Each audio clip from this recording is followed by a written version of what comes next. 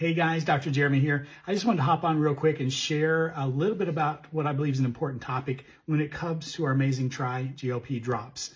And so one of the questions I often get asked is it possible to actually gain weight on our drops? And you may be surprised that the answer is yes.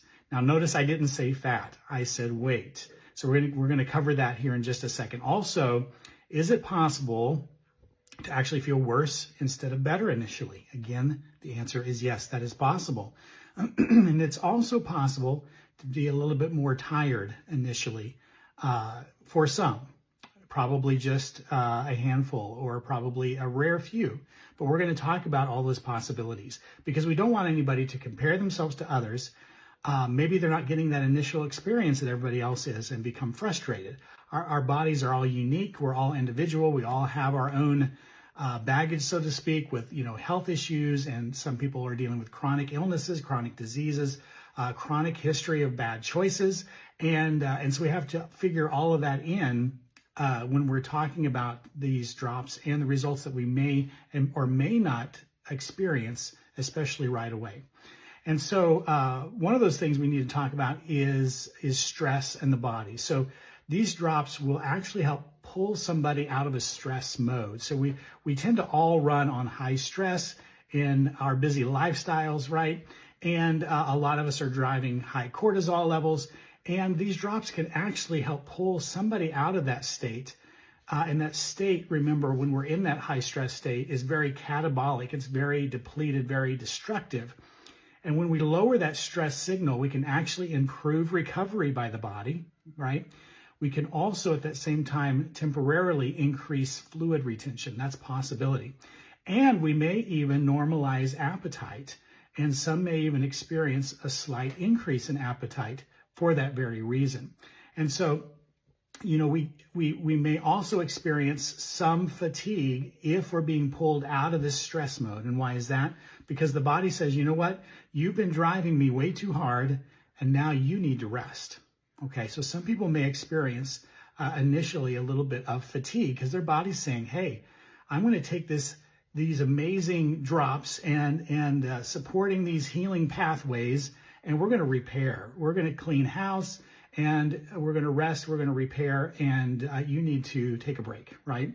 And so that could equal a little bit of fatigue at first, or be perceived as fatigue, when our body's probably just shifting out of that stress mode and now is able to recover and repair. And so that's a good thing. Also, we could have some glycogen and water replenishment. So when metabolic signaling improves, the muscle will actually start to store more glycogen, right? That's the stored form of blood sugar. And glycogen holds fluid, holds water. So each gram of glycogen holds about 3 grams of water. So initially people might experience better energy, better performance, but they might have a temporary weight increase. Again, notice I didn't say fat. Temporary weight increase in the area of water. Reducing inflammation, which we know these drops have the powerful ability to reduce inflammation. And we're seeing that in many people's testimonies. But as we reduce inflammation, the body will actually redistribute fluids. Some people notice less puffiness over time, but we could have short-term fluctuations, including short-term fluid gains or holding on to fluid. But remember, the scale does not show or reflect true fat change. And so I always recommend to not get on that scale every day, right? I always tell people, take that scale and give it to somebody you don't like. No, but really we should be measuring is a more exact way to start to see some changes, because people will start to lose inches likely before the scale even shows results. Okay, and the scale may even show that you are gaining. Again, that's not fat. We might gain some temporary fluid weight. Another thing is that we're seeing people actually put on muscle, especially if they're active.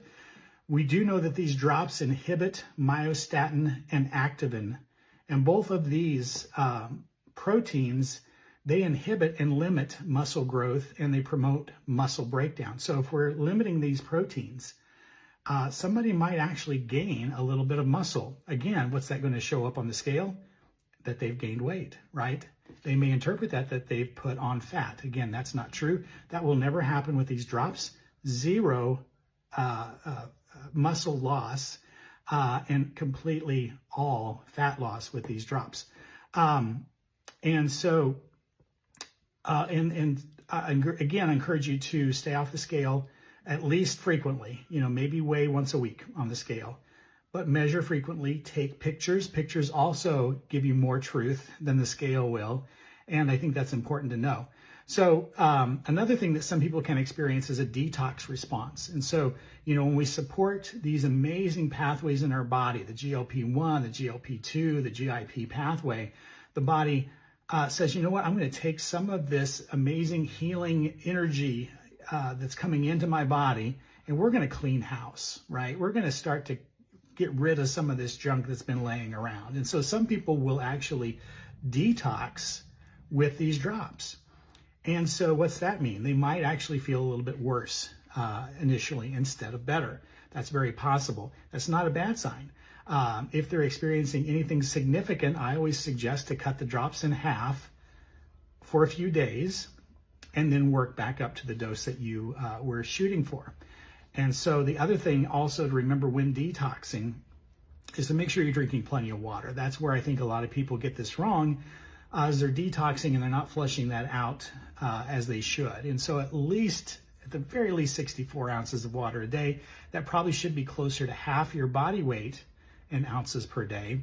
And also you might want to add a little bit of either pink or Celtic salt, maybe a 1/4 teaspoon once or twice a day, can help replace that precious sodium and those trace minerals and electrolytes that can happen when we're detoxing. And also remember, when we lower insulin in the body, which this is powerful at lowering insulin, improving blood sugar, improving insulin sensitivity in the body, as we lower that insulin, we're also going to pull out a lot of inflammation. And we've seen this in testimonies. We see it every day.